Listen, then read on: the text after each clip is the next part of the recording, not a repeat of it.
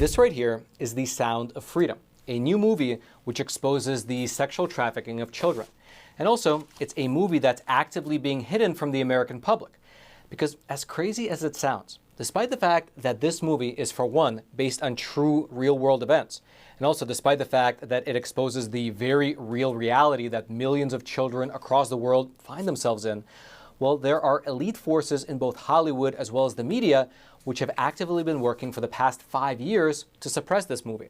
And in order to unpack how and why this has been happening, let's start at the very beginning.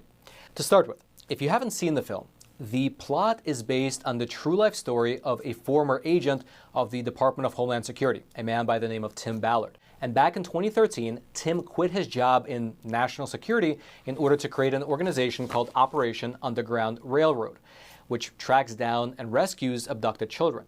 And the film is based on one of his operations. Specifically, it was an operation which took place over in Colombia in the year 2014, wherein over 120 people, including 55 children, were successfully rescued from being trafficked. Now, in an interview with Fox News, Tim said that the reason that he wanted to make this movie in the first place about his crusade against child trafficking was so that he could potentially inspire others to get involved in the cause as well. Likewise, here's a short clip wherein you have the film's producer describe why he wanted to make the movie as well. I mean, it's been 8 years of work, but we finished the movie 5 years ago. And I thought, finally, okay, now this movie is going to see the light. It's going to raise awareness, because my number one goal is to raise awareness. It's amazing, but our number one goal is to raise awareness, because a lot of people, they don't even know that this problem exists. How can you become a solution if you don't even know that this problem exists in the first place, right? Furthermore, in that very same interview, the main lead actor in the film, he shared his opinion on the potential power that this movie has. Look at the passion of the Christ. This is amazing. It was pushed by the people. And at one point, two different individuals went and watched the movie. Both of these guys got away with murder, and they turned themselves in after that movie. Now, this movie has a power because it goes into your heart and it asks you a question. You know, when this is all done, what do you get? And what are you gonna do? You're gonna have to meet God at some point. And I believe it's going to move a lot of whistleblowers to come forward, but not one, in the hundreds, maybe thousands of them worldwide, start coming forward and telling the truth of what's really going on. And that will bring an end to this whole thing. And the effect that this movie is having is truly astonishing. That's because despite the fact that it was released in only a limited number of theaters across America, and despite the fact that the budget for this film was only around $15 million, it actually became the top grossing film during its July 4th release, even beating out the new Indiana Jones movie, which for your reference cost about $300 million to produce. That is a major achievement for what is essentially a small, technically independent film exposing the dark underbelly of society. Furthermore, after just 2 weeks of being in theaters, well, The Sound of Freedom has already brought in over $100 million in ticket sales, which is, by the way, an amazing feat considering not only the movie budget, but also the fact that it was only released in 2,852 theaters across the entire country. For your reference, Indiana Jones was available throughout the US in about 4,600 theaters.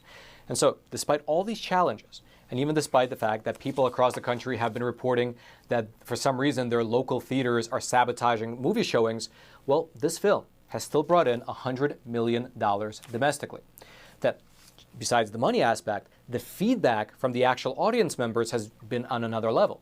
A 100% audience rating on Rotten Tomatoes, a CinemaScope rating of A+, an IMDb rating of 8.1, a Google rating of 96%, and so on and so forth. And so, seeing these unbelievable sales numbers, as well as the positive feedback from the actual audience members, you would assume that both the entertainment industry, as well as the media in general in this country, would be super interested in covering the film, figuring out what they can learn from its success, and maybe even praise the film for bringing light on such a dark, gruesome topic, meaning child trafficking. However, that's where you would be wrong, because almost as soon as the film was released, the mainstream media in this country appeared to have a bit of a conniption, and they began to shockingly try to tie the film to some sort of a conspiracy theory. And in fact, when you look at the specific words that the media chose to use, as well as the framing that they chose to put the story into, Well, it was also similar to one another that it began to seem like these attacks were somehow being coordinated behind the scenes. That's how similar they all were to one another. For instance, here's a short clip from a CNN interview with a man named Mr. Mike Rothschild, who is the author of a book titled The World's Worst Conspiracy Theories. Films are created out of moral panics. They're created out of bogus statistics. They're created out of fear. And with something like Sound of Freedom, it specifically is looking at QAnon concepts of these child trafficking rings that are run by the high-level elites, and only people like Tim Ballard and only people like Jim Caviezel, and by extension, only people like the ticket buyer can help bring these trafficking rings down. And it's exactly this narrative and this framing that was used in a myriad of other outlets as well. For instance, you had The Guardian, quote, Sound of Freedom, the QAnon-adjacent thriller seducing America. The Washington Post, Sound of Freedom is a box office hit whose star embraces QAnon. Vox News, Sound of Freedom is ultimately a form of extremist propaganda, and that extremism is at least as dark and dangerous as the very thing Sound of Freedom wants to combat. Rolling Stone, Sound of Freedom is a superhero movie for dads with brain worms. And then the subhead is, the QAnon-tinged thriller about child trafficking is designed to appeal to the conscience of a conspiracy-addled boomer. And then 5 days later, Rolling Stone published this piece as well, why anti-trafficking experts are torching Sound of Freedom.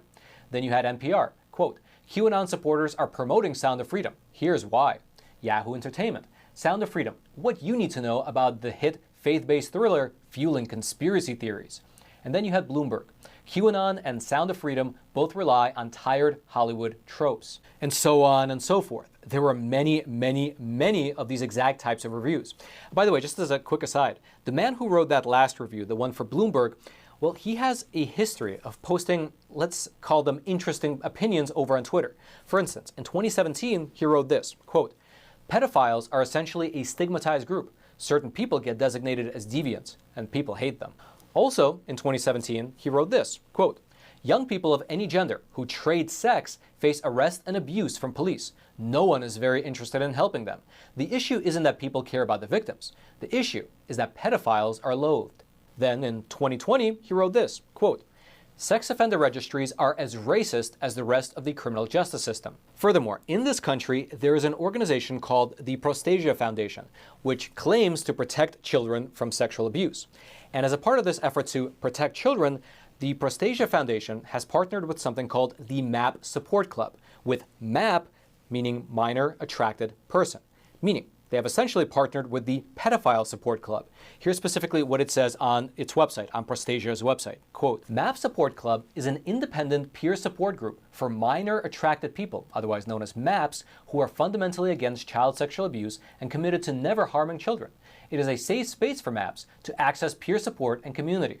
The Prostasia Foundation serves as a financial proxy and child protection partner to MAP Support Club, providing their volunteer staff team with expertise and resources to ensure they are operating safely and effectively. That is the most euphemistically phrased sentence I think I've ever read. And the reason that I bring this up, the reason that it's relevant, is because the director of communications for this particular organization, the Prostasia Foundation, is none other than Mr. Noah Berlotsky, the man who Bloomberg decided should be the one to write the review for The Sound of Freedom. Just a quick correction. It looks like he was the director of communications up until the year 2021. It's not clear whether he is still the director of communications. You can decide for yourself what this all means.